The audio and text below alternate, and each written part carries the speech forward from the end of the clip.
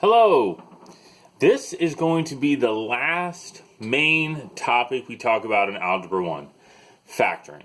Hopefully last week you looked at the long video that I had. I wanted to give you some idea of what factoring is. I wanted you to see all the different types of factoring, and now I'm going to get specific with two different types, and these are the main two we are going to work on. I don't give you a lot of homework problems. If you want, you could pause this and try to factor using GCF. Welcome back for those people who pause and try these. If you didn't, that's fine. I will go over them. And then I have one other slide to do because this is the main thing that you need for geometry.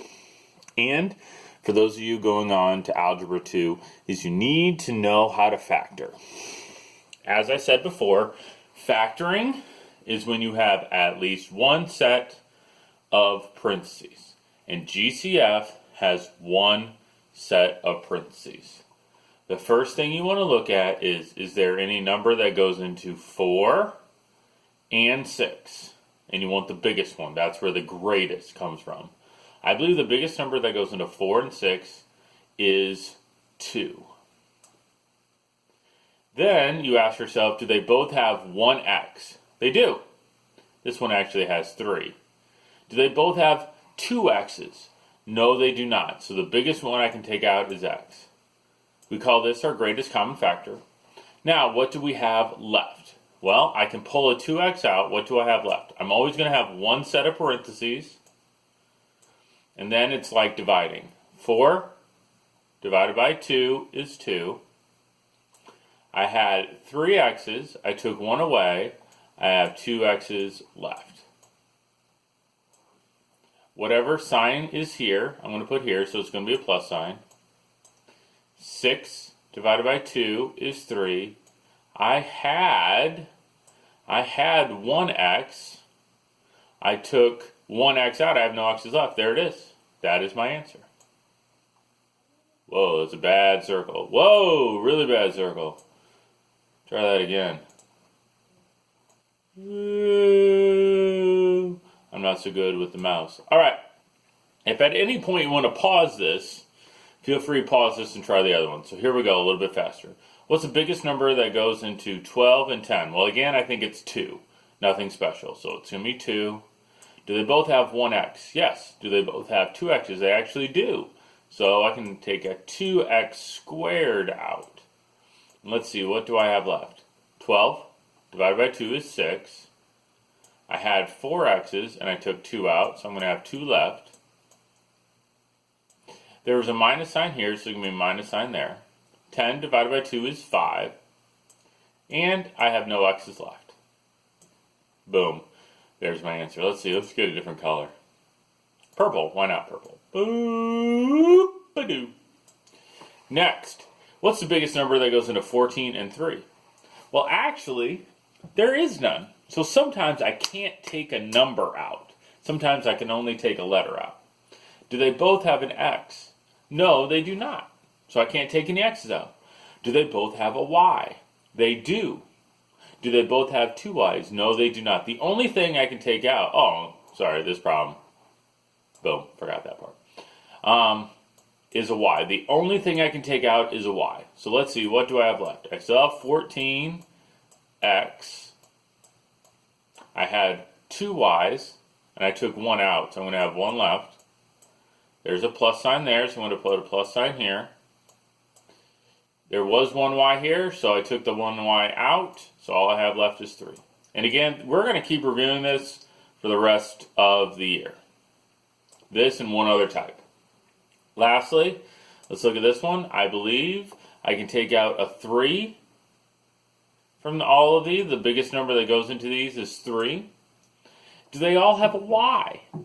No, they do not. So all I can take out this time is a number. So sometimes the only thing I can take out is a letter. And sometimes it's only a number. Now I believe on your homework, you can take out a number and a letter. So we're going to have 5y squared plus 2y minus 3. And there is GCF. All right, the other big type of factoring is right here.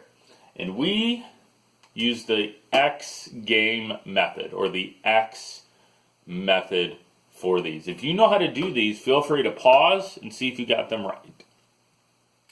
All right, here we go. This is the setup. I make an X,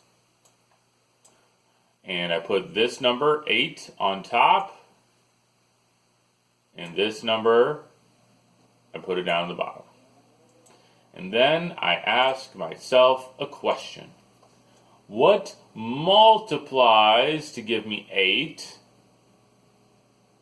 and adds or subtracts? I like to use the word combine, to gives me 6. What multiplies to give me 8 and combines to give me 6? I believe it's 4 and 2. X, let's see, let me go back. Sorry, I lost my train of thought.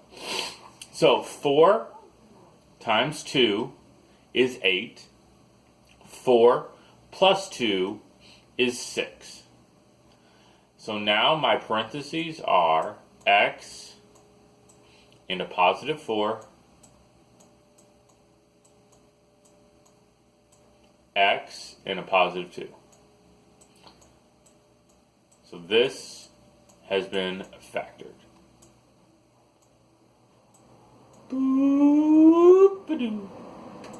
All right, go ahead, pause, and try these. All right, here we go. So again, this is the setup. Minus 12, negative 4. And then I ask myself the question, what multiplies to give me negative 12 and combines to give me negative 4?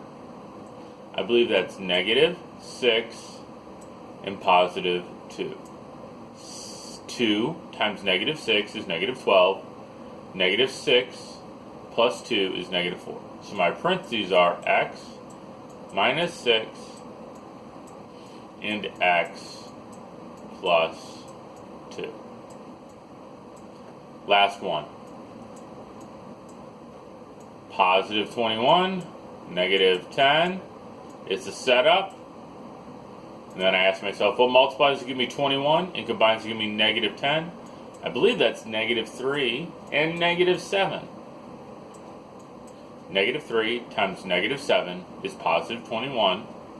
And when I add those two, I get negative 10. So my two parentheses are X minus 3 and X minus 7. Again, we're going to be working on this the rest of the year. So this is good practice, even if you don't get everything. All right, those are the two types of factoring. I do have one amazing joke for you. Mom says, "What did you learn in school today?" The son says, "Not enough. I have to go back again tomorrow." Hope you are staying safe and staying healthy. We will see you next week.